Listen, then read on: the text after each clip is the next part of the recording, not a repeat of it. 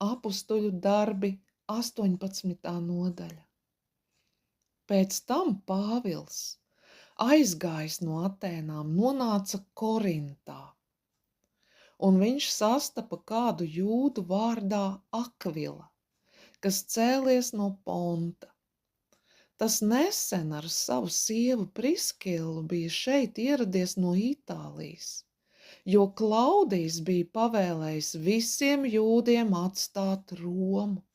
Viņš iegāja pie tiem, un tā kā viņi nodarbojās ar to pašu amatu, viņš pie tiem palika un strādāja, jo tie pēc amata bija telšu taisītāji. Viņš katru sabatu mācīja sinagogā un centās pārliecināt jūdus un grieķus. Kad Sīla un Timotejs bija atnākuši no Maķedonijas, Pāvils ar visu sirdi sludināja, apliecinādams jūdiem, ka Jēzus ir Kristus, bet kad tie pretojās un zaimoja, viņš drēbes izkratījis tiem sacīja: Jūsu asinis, lai nāk pāri jums, es esmu bez vainas. No šī brīža es iešu pie pagāniem.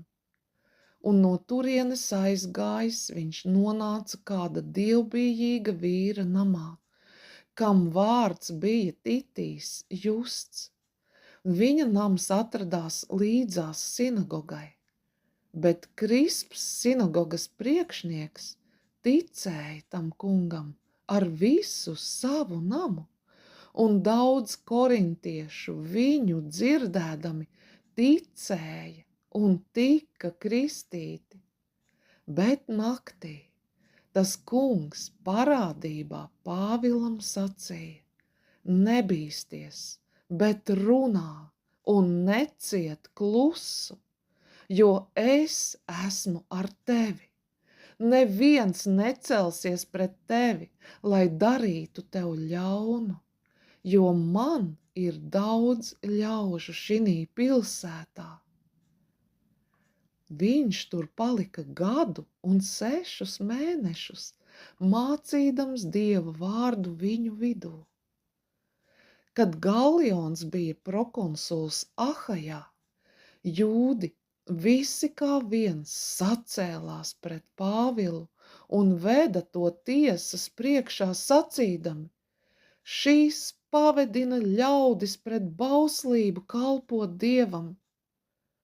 Kad Pāvils gribēja sākt runāt, Galions jūdiem sacīja: Jūdi, ja tas būtu kāds netaisns vai ļaunprātīgs darbs, tad es jūs uzklausītu, kā pienākas.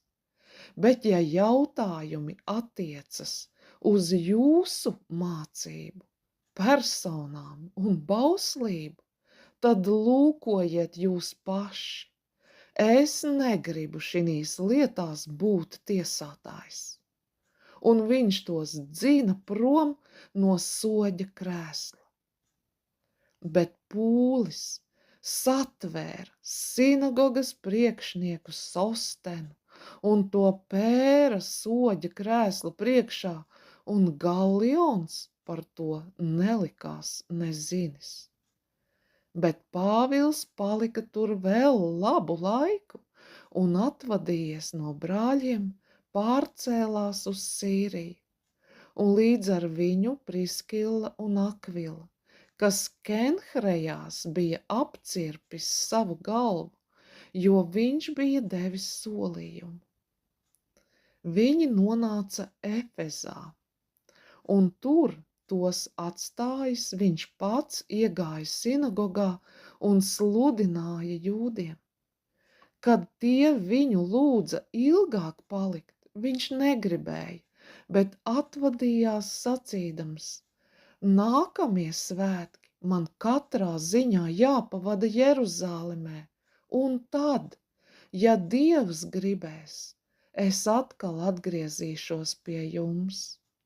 Viņš aizbrauca no Efezas, un nonācis Cēzarejā, viņš aizgāja un apsveica draudzi un devās uz Antiohiju.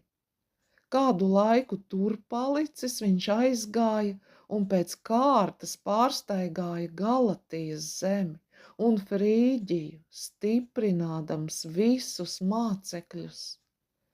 Bet Efezā nonāca kāds jūds vārdā Apols, dzimis Aleksandrietis, izglītots vīrs, labs rakstu pazinējs.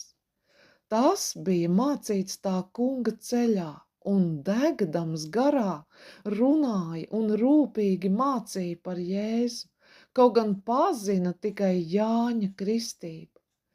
Viņš sāka sludināt sinagogā. Viņu dzirdējuši Priskila un Akvila viņu aicināja pie sevis, un viņam vēl skaidrāk izstāstīja Dieva ceļu. Kad viņš gribēja iet uz Ahaju, brāļi mācekļiem rakstīja un lūdza, lai viņu uzņem.